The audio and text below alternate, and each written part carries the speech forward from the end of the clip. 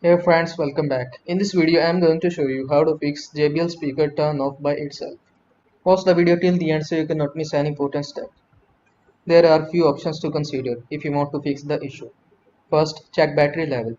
Battery powered speakers ensure the battery is fully charged. If it is low, plug it into the charge. AC powered speakers.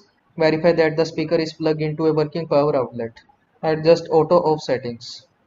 If your speaker has an app, check for settings related to auto off or power saving. Adjust these settings to your preference. Inspect charging components. Examine the charging port and cable for any visible damage. Try using a different charging cable or port to see if the issue persists. Reset the speaker. If none of the above solutions work, try resetting the speaker. Consult the user manual for specific instructions on how to reset your model.